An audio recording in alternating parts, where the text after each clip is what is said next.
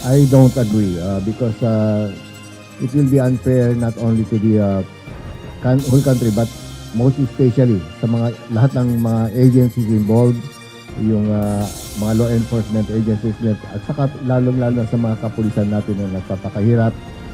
They're doing their best and I think the right picture, the right appreciation should be accorded to them.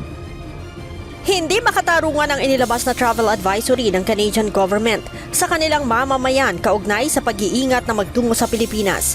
Ayon kay Philippine National Police Chief, Police General Benjamin Acorda Jr., perception lang ito ng Canadian government. Subalit base sa mga survey, maayos ang peace and order situation ng bansa ngayon kumpara noong mga nakaraang taon. The statistics will speak for itself, no? That our crime statistics went down. Sa ating sariling bayan, we were able to get a high trust rating from the community. Meaning, ibig sabihin, medyo nararamdaman ng ating kababayan ang kanilang safety at saka yung tiwala sa kapulisan. Sa katunayan, nahirang ang Pilipinas bilang ikatlo sa pinakaligtas na bansa sa buong Southeast Asia. With regards to the survey, global survey yun, we are the third safest country to visit in Asia. So with these statistics, I can say that nag-improve ang peace and order situation in the country.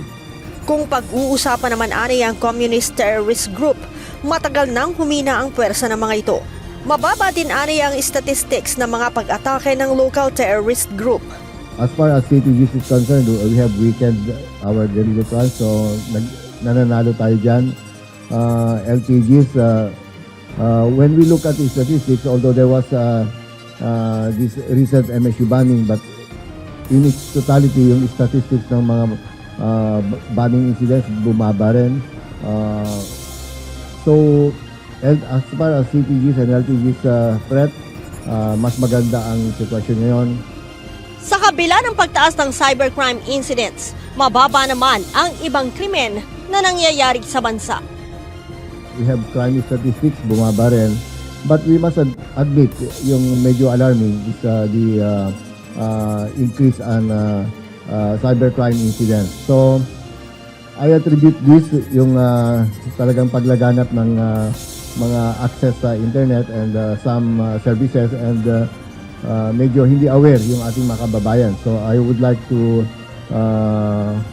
siguro tulong-tulong tayo dyan to promote awareness sa ating mga kababayan about the existence of these scammers kasi karamihan na cybercrimes na nakocommit are yung mga scamming, mga panloloko.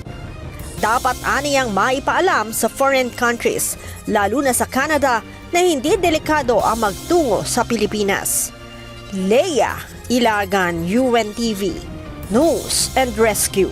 Diyos ang aming sandigan, serbisyo publiko ang aming pinahahalagahan.